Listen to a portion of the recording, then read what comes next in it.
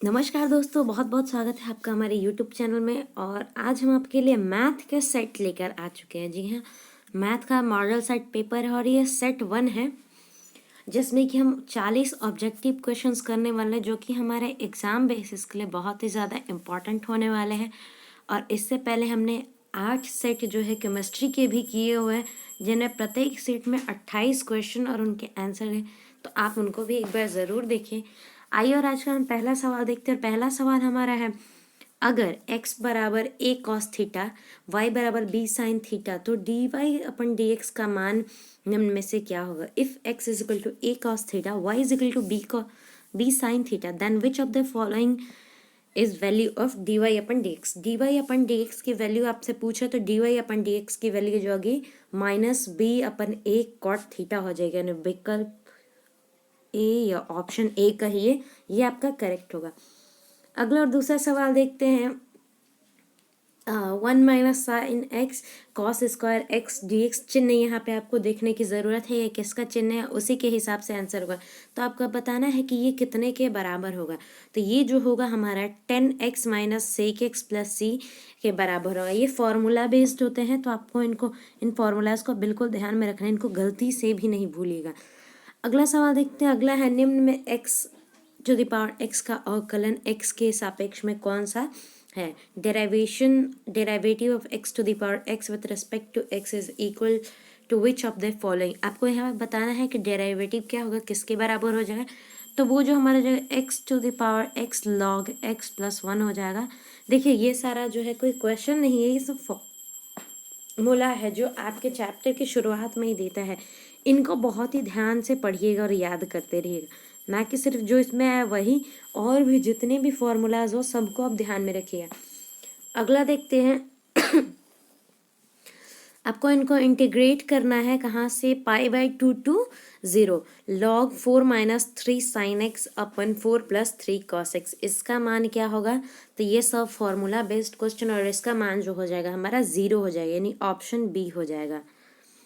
अगला और पांचवा सवाल देखते हैं। पांचवा सवाल हमारा है, वृत्त की त्रिज्या 0.7 सेंटीमीटर पर सेकंड की दर से बढ़ रही है, तो निम्न में उसकी परिधि बढ़ने का दर क्या होगा। The radius of a circle is increasing at the rate of 0.7 centimetre per second, then which of the following is the rate of increasing of its circumference. आपको बताना है कि इसके सर्कमफेरेंस के बढ़ने का रेट क्या हो जाएगा। तो सर्कमफेरेंस के बढ़ने का रेट जो होगा 1.4 सेंटीमीटर पर सेकंड हो जाएगा। अगला सवाल देखेंगे, और अगला सवाल छठा, हमारा छठा सवाल क्या है। ए एक 3/3 क्रम का वर्ग अवयव है, तो निम्न में के ए का मान कौन सा है। Let A be the square matrix of order 3 into 3, then the K A equals to which of the following. आपको बताना है यहाँ पे जो है के ए की वैल्यू जो है क्या हो जाएगी। तो के की वैल्यू क्यू इंटू ए हो जाएगी, विकल्प बी, ऑप्शन बी करेक्ट हो जाएगा। अगला और सातवां सवाल देखते हैं। और सातवां सवाल ये हमारा प्रोबेबिलिटी से है। यदि ई और एफ इस प्रकार की घटना है कि P into E upon F is equal to P into F upon, तो निम्न में से कौन सा सत्य। बताना है आपको कि इसके लिए कौन सा सही हो जाए। तो इसके लिए हमको क्लियर दिख रहा है, तभी ये एक दूसरे के बराबर हो सकते हैं जब P E into P F जो होगा एक दूसरे के बराबर होंगे, यानी ऑप्शन ए करेक्ट है। अगला और आठवां सवाल देखते हैं। यदि ए और बी एक दूसरे के प्रतिलोम अवयव हैं, तो निम्न में कौन सा सही है। If A and B are inverse matrix of each other, then which of the following is true. अगर ए और बी जो है एक दूसरे के इनवर्स है, तो कौन सा सही होगा। तो क्या सही हो जाता है, A into B is equal to B into A is equal to I, option C correct हो जाएगा। अगला और नौवां ऑप्शन देखते हैं। यदि डेल्टा जो है किसके बराबर है, आप इसको एक बार पढ़ लेंगे। और ए आई जे सहखंड ए आई जे का है, तो डेल्टा का मान निम्न में से कौन सा होगा। आपको यहाँ पे डेल्टा की वैल्यू निकालनी है। तो देखिए, मैं इसका आंसर आपको बता दे रही हूँ, लेकिन आप एक बार इसको खुद से सॉल्व करके तब सेटिस्फाई होकर आंसर लिखेंगे। ऑप्शन सी इसका करेक्ट आंसर हो जाएगा। अगला और 10वां सवाल देखते हैं। यदि ये मैट्रिक्स आपको दे रखा है, x है 2 है 18, x है 6 है 2 है 18 और फिर 6 है, तो x किसके बराबर है। तो देखिए, मैट्रिक्स को सॉल्व करना आपको भी आता होगा, बहुत इजी सा है। आप चाहें तो इसको खुद से करके भी देख सकते हैं। 10 का ऑप्शन जो हो जाएगा हमारा +-6 हो जाएगा, यानी ऑप्शन सी इज करेक्ट। आप सॉल्व करके एक बार देख लेंगे। अवकल समीकरण का घात, the degree of differentiation equation का जो डिग्री होता है वो कितना होता है, तो सबको पता होना चाहिए, डिफाइंड नहीं होता है, नॉट डिफाइंड। अगला और 12वां सवाल देखते हैं। 12वां सवाल है रेखा y बराबर 2x + 3, y बराबर y बराबर 0, x बराबर 0, x बराबर 6 से धीरे चतुर्भुज का क्षेत्रफल निम्न में कौन सा होगा? The area of quadrilateral formed by lines y is equal to 2x plus 3, y is equal to 0, x is equal to 4, x is equal to 6 is equal to which of the following? किसके बराबर हो जाएगा? तो यहाँ पे आपसे area पूछा है, तो ये हो जाएगा 26 स्क्वायर यूनिट के बराबर। आप इसको सॉल्व करके खुद से भी चेकआउट करेंगे। अगला और 13वां सवाल फिर से डिफ्रेंसिएशन से है। x to the power x upon 1 + x the whole square किसके बराबर होगा? तो देखिए ये भी एक तरह से फॉर्मूला ही है, और इसका ऑप्शन जो है हमारा ए हो जाएगा, e⁻x अपन 1 + x + c। अगला 14वां सवाल देखते हैं, और यह निम्न में कौन साइन इनवर्स sin 2π3 का मान होगा? साइन इनवर्स sin 2π3 का मान होगा। देखिए ध्यान में देखिए, ये भी फॉर्मूला से ही क्वेश्चंस हैं, और इसका आंसर जो हो जाएगा हमारा π/3 हो जाएगा। अगला 15वां क्वेश्चन देखते हैं। 15वां क्वेश्चन है, किसी रेखा का दिक् अनुपात 2, 3, 7 है, तो निम्न में कौन सा दिक् कोज्या है? The direction ratio of lines at 2, 3, 7 then its direction cosines are which of the following. यहाँ पे डायरेक्शन कोसाइंस आपसे पूछ रहा है, डायरेक्शन रेशियो दिया हुआ है, तो ये भी बहुत ही इंपॉर्टेंट क्वेश्चन है। तो इसका जो आंसर हो जाएगा वो हमारा ऑप्शन सी हो जाएगा। आप इसको सॉल्व करके भी एक बार ज़रूर देखें।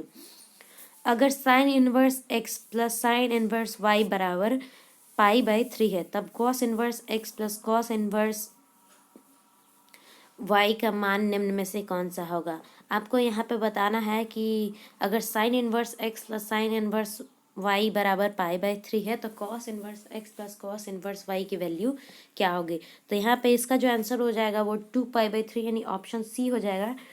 देखिए दोस्तों, मैं वीडियो के बीच में आपसे एक बहुत ही ज़रूरी बातचीत करना चाहती हूँ, और वो है कि अभी आप सबकी जब जैसे ही इंटर की परीक्षा ख़त्म होगी, तो कुछ बच्चे जो है वो या तो इंजीनियरिंग की तरफ जाना चाहेंगे, या फिर कुछ जो है मेडिकल की तरफ। अपना अपना सबका स्कोप है, लेकिन बहुत से ऐसे बच्चे होंगे जो सिविल के सपने देख रहे हो, यानी यूपीएससी बीपीएससी जिनके लाइफ का टारगेट है, या फिर जो प्रोफेसर या टीचिंग लाइन वगैरह में जाना चाहते हैं, तो वो ग्रेजुएशन करना पसंद करेंगे। और जैसा कि आप जानते हैं कि अभी हमारे यहाँ यूनिवर्सिटियों की हालत बहुत ही ख़राब चल रही है।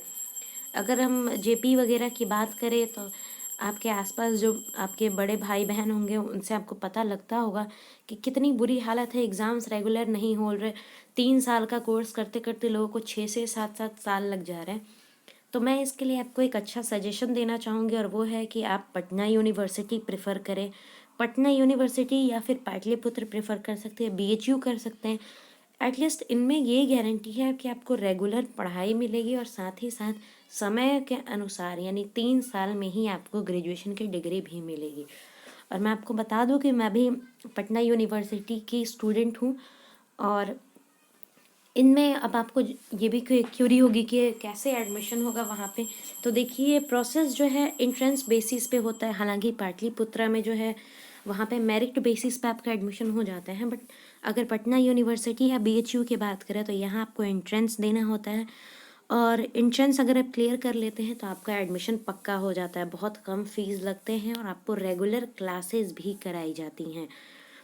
और रहा सवाल एंट्रेंस का, तो हमारे इस चैनल के माध्यम से ही एंट्रेंस की तैयारी भी कराई जाती है। मैंने भी इसी चैनल से पढ़ा है, और आज मैं पटना यूनिवर्सिटी की स्टूडेंट भी हूँ। तो मैं चाहूँगी कि आप हमारे चैनल को अभी से ही सब्सक्राइब करके रखें, ताकि अगर आप चाहते हैं अच्छी यूनिवर्सिटी में एडमिशन और उसके लिए तैयारी, तो हमारे चैनल के थ्रू आपको मदद मिल सके।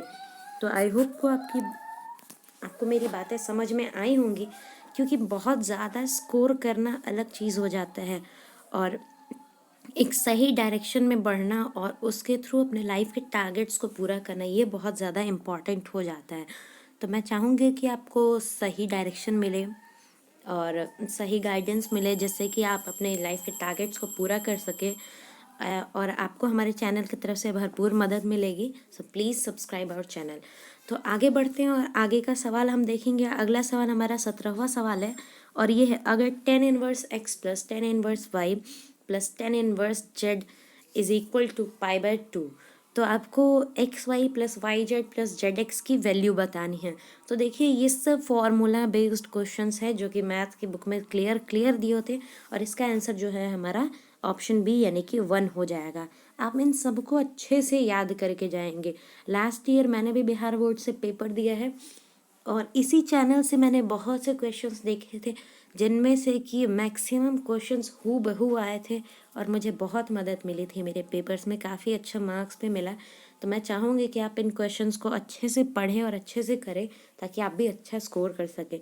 अगला सवाल देखते हैं, अगर 2x, x plus y is equal to 6, 2, तो x और y का मान, इसमें x और y की वैल्यू आपको बतानी है। तो x और y की जो वैल्यू हो जाएगी, x 3 के इक्वल हो जाएगा, y -1 के। आप इसको एक बार खुद से सॉल्व करके भी देख सकते हैं। मैंने वैसे सॉल्व किया है सबको, तभी आंसर्स बता रही हूँ, लेकिन मैं चाहूँगी कि आप भी इनको खुद से सॉल्व करके सेटिस्फाई हो, ताकि किस थियरी पे बनता है ये एटलीस्ट आपको ये ध्यान में रहे।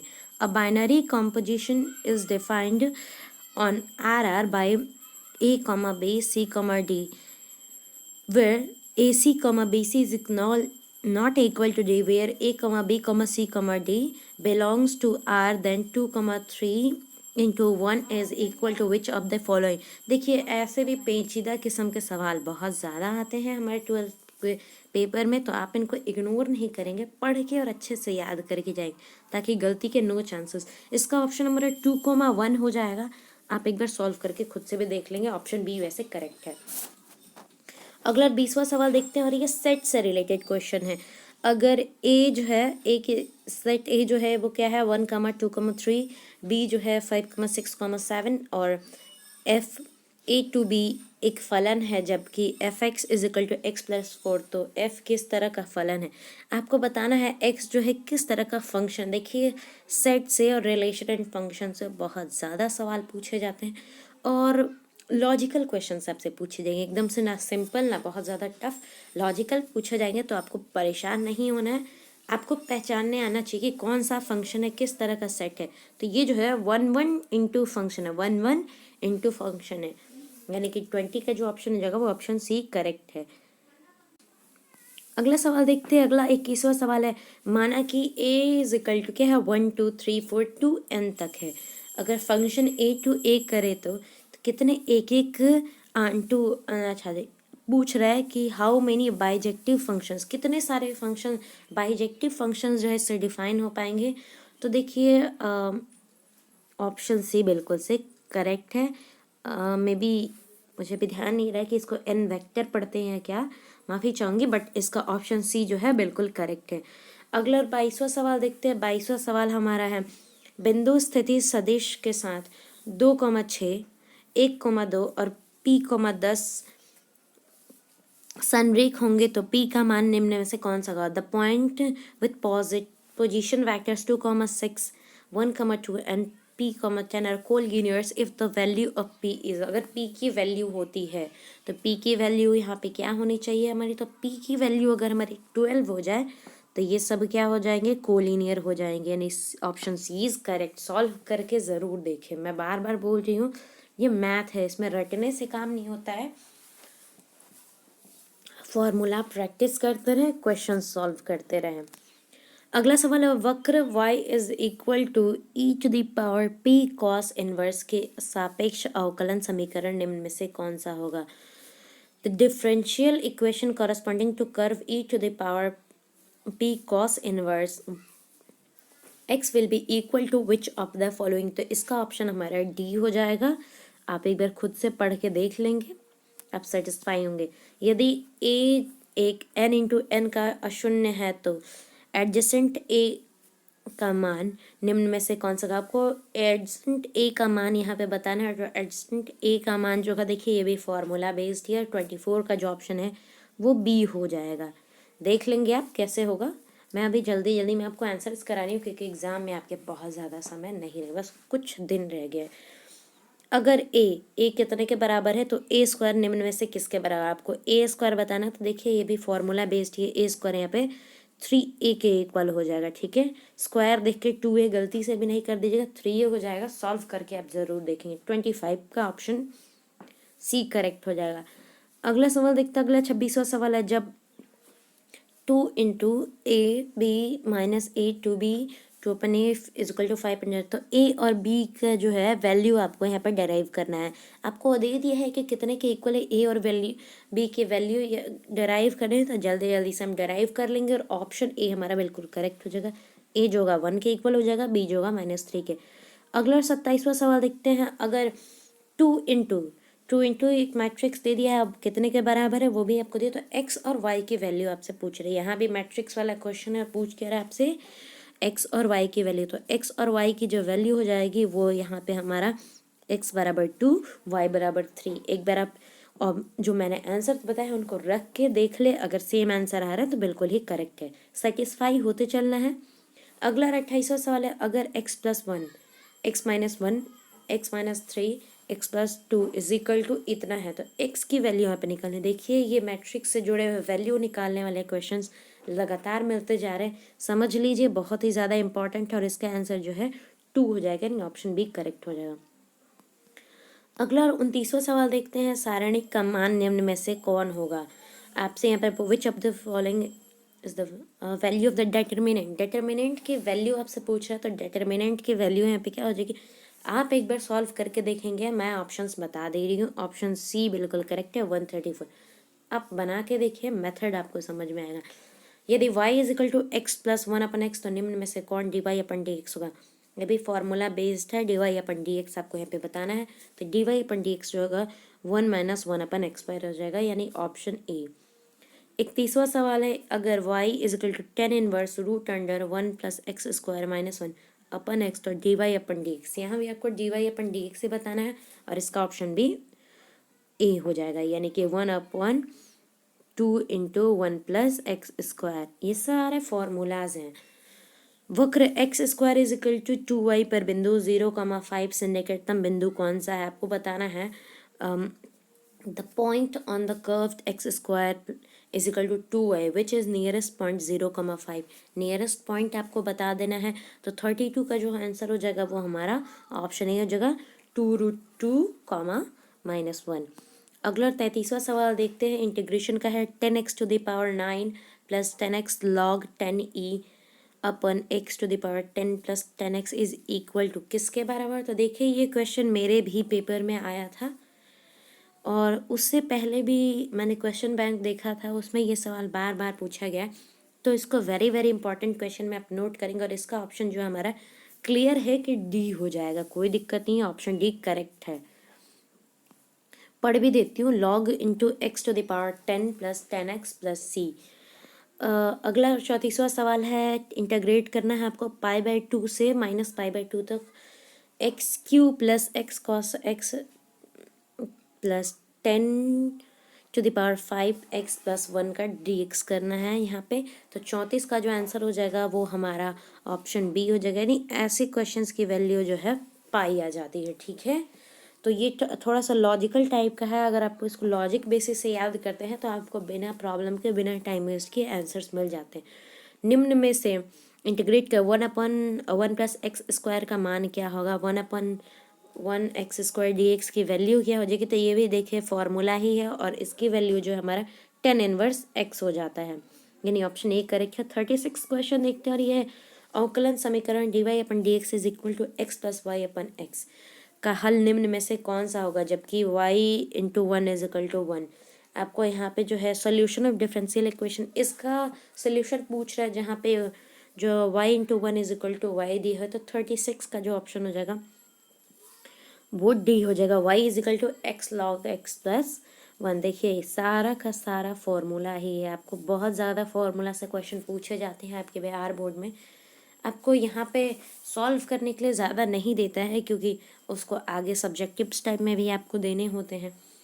अगला 37वां सवाल देखते हैं और यह है हमारा vector. The value of vector K multiplied by vector I. Vector के और वेक्टर आई का जो मल्टीप्लाई होते हैं, देखिए डॉट वैल्यू और क्रॉस वैल्यू ये करके आपको क्वेश्चंस आया करते हैं। तो यहाँ पे आपसे क्रॉस वैल्यू पूछ रहा है और इसका क्रॉस वैल्यू जो है वेक्टर जे हो जाएगा। अगला 38वां सवाल देखते हैं। 38वां सवाल है, यदि vector A cross vector B is equal to 0 तो निम्न में से vector A dot vector B का मान क्या होगा। वेक्टर ए और वेक्टर डॉट वेक्टर बी का मान पूछे तो देखिए फॉर्मूला से ही निकलता है। वैसे मैं आपको बता दे रही हूँ कि इसका ऑप्शन जो है सी हो जाएगा। ठीक है, अगला 39वां सवाल देखेंगे। 39वां सवाल, सॉरी, और 39th क्वेश्चन हमारा, unit vector perpendicular to both the vectors vector i plus vector j and vector j plus vector k which of the following. अब बता, आपको इसमें से बताना है। तो देखिए ये सारा फॉर्मूला बेस्ड क्वेश्चन और इसका ऑप्शन जो है हमारा क्लियर दिख रहा है, बी हो जाएगा, यानी वेक्टर आई minus vector j plus vector के अपन रूट अंडर 3। अगला 40वां और आज का आखिरी सवाल हो जाएगा हमारा ये, अगर P A upon B probability का क्वेश्चन है, is greater than P into N, तो निम्न में से कौन सा सही है। कौन सा हमारा सही हो जाता है, तो ऑप्शन सी हमारा करेक्ट हो जाएगा। बिल्कुल ऑप्शन सी इसका सही हो जाएगा। तो देखिए दोस्तों, आज हमने सेट 1 किए हैं मैथ्स का और 40 सवाल हमने किए हैं। 40 सवाल काफ़ी ज़्यादा होते हैं। अगर इन सारे सवालों को आप टाइम रहते हुए एकदम सही सही से प्रैक्टिस कर लेते हैं और याद कर लेते हैं तो आपको एग्ज़ाम में अच्छा स्कोर करने से कोई भी नहीं रोक सकता है। वीडियो अगर आपको अच्छा लगा हो तो चैनल को लाइक करें, वीडियो को लाइक करें, चैनल को सब्सक्राइब करें और ज़्यादा से ज़्यादा शेयर करें और हमें सपोर्ट करते रहें, क्योंकि आपके सपोर्ट से हमें बहुत ज़्यादा एनर्जी मिलती है, एक्साइटमेंट फील होता है और हम आपके लिए नई नई चीज़ें लाने की कोशिश करते हैं जिससे आपको बहुत सारी मदद मिल सके और आप भी अपने लाइफ में अपने एग्ज़ाम्स में बेहतर कर सकें। बहुत बहुत धन्यवाद।